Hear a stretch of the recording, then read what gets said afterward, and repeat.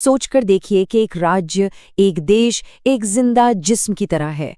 प्लेटो के लिए एजुकेशन यानी शिक्षा बस स्कूल जाना नहीं था, बल्कि वो उस जिस्म का इम्यून सिस्टम थी। एक ऐसा सिस्टम जिसे इसलिए बनाया गया था ताकि समाज अंदर ही अंदर से सड़ न जाए। तो सवाल ये उठता है, क्या एक परफेक्ट समाज बनाया जा सकता है? उसकी इंजीनियरिंग की जा सकती है? यही वो बड़ा सवाल है जिसका जवाब प्लेटो ने हजारों साल पहले देने की कोशिश की। और उनका जवाब वो था एजुकेशन के जरिए एक तरह की सोशल इंजीनियरिंग। और ये उस जमाने के लिए एक बहुत ही रेडिकल, क्रांतिकारी आइडिया था। तो पहला कदम क्या था? एक आदर्श राज्य, एक आइडियल स्टेट बनाना। प्लेटो का मानना था कि एक परफेक्ट समाज बनाने से पहले परफेक्ट नागरिक बनाने होंगे। इसलिए अपनी किताब रिपब्लिक में उन्होंने एक ऐसे एजुकेशनल सिस्टम का डिज़ाइन पेश किया जो लोगों को, नागरिकों को जन्म से ही एक खास सांचे में ढाल देगा। चलिए अब आगे बढ़ते हैं। इस पूरे ब्लूप्रिंट के मूल सिद्धांत क्या थे? आखिर इस विशाल डिज़ाइन की नींव किस चीज़ पर टिकी थी? आइए इसके जो कोर प्रिंसिपल्स हैं उन्हें एक एक करके समझते हैं। पहला सिद्धांत तो सच कहूं काफ़ी रेडिकल है। शिक्षा पर स्टेट का यानी राज्य का पूरा कंट्रोल।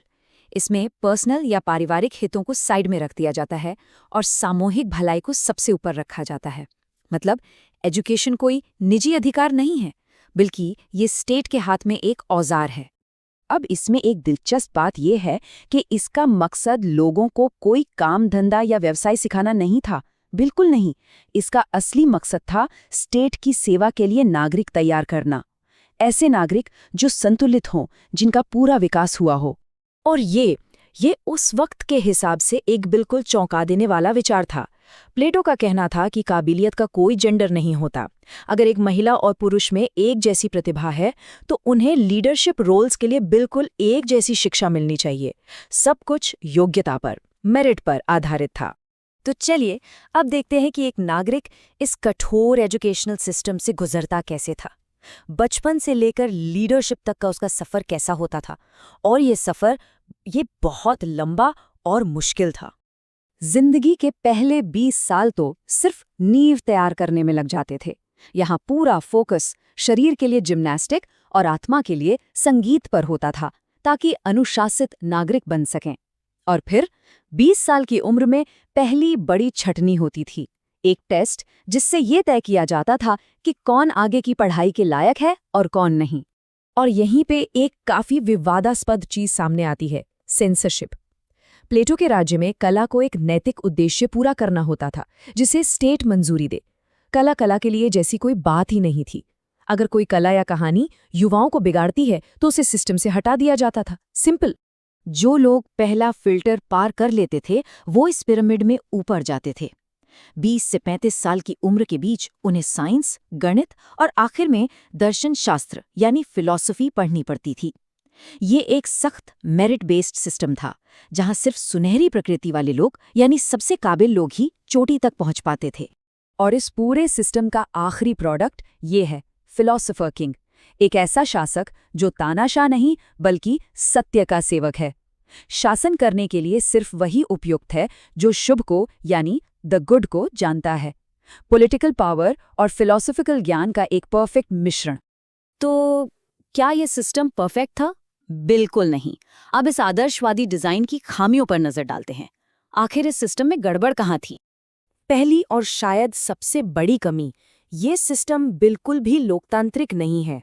सारी की सारी शिक्षा सिर्फ शासक वर्ग यानी गार्डियंस के लिए है, जबकि जो किसानों और कारीगरों की इतनी बड़ी आबादी है उन्हें बौद्धिक विकास से पूरी तरह से दूर रखा गया है। दूसरी बड़ी खामी ये है कि इसका मकसद लोगों में सेल्फ क्रिटिसिज्म यानी आत्म आलोचना को जगाना नहीं है। जैसा कि कार्ल पॉपर ने भी इशारा किया, इसका लक्ष्य है कन्फॉर्मिटी, लोगों को एक साँचे में ढालना, न कि उन्हें आज़ादी से सोचने के लिए प्रोत्साहित करना। ये स्टेट की स्थिरता के लिए व्यक्तित्व की कुर्बानी है। और फिर संतुलन का मुद्दा भी है। तर्क और लॉजिक पर इतना ज्यादा जोर दिया गया है कि जरूरी मानवीय भावनाएं और रचनात्मकता यानी क्रिएटिविटी दब जाती हैं। कला को सिर्फ एक नैतिक दायरे में बांधकर ये सिस्टम एक तरह से दिमाग पर तानाशाही स्थापित कर देता है। और यहाँ एक बहुत बड़ी लॉजिकल समस्या भी है, एक तरह का कैच 22।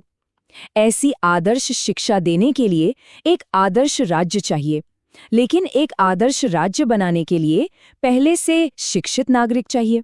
तो शुरुआत कहाँ से की जाए? तो जाहिर है इस सिस्टम में कई खामियां हैं, लेकिन इन तमाम कमियों के बावजूद इसकी विरासत आज भी काफी प्रभावशाली है। तो इसकी विरासत क्या है? देखिए, प्लेटो ने हमें शिक्षा का पहला सिस्टमैटिक सिद्धांत दिया। उन्होंने ही ये विचार सामने रखा कि शिक्षा एक जीवन भर चलने वाली प्रक्रिया है और सबसे जरूरी, योग्यता के आधार पर शासन और एक संतुलित पाठ्यक्रम का विचार, ये सब आज भी हमारे एजुकेशन सिस्टम्स की नींव हैं। और ये चीज़ प्लेटो की विरासत में मौजूद मूल संघर्ष को खूबसूरती से दिखाती है। एक तरफ व्यक्तिगत योग्यता का आदर्श है और दूसरी तरफ टोटल कंट्रोल की हकीकत। ये दोनों विचार हमेशा एक तनाव में रहते हैं। हम इस विचार यात्रा का अंत अर्नेस्ट बार्कर के इस कोट से करते हैं, जो सोचने पर मजबूर कर देता है। क्या प्लेटो का ये फ्लॉड यूटोपिया अपने आखिरी लक्ष्य में सफल हुआ या विफल? क्या इसका असली मकसद वास्तव में क्रिटिकल थिंकिंग को जगाना था या उसे दबाना था? ये एक ऐसा सवाल है जिसकी गूंज आज भी सुनाई देती है।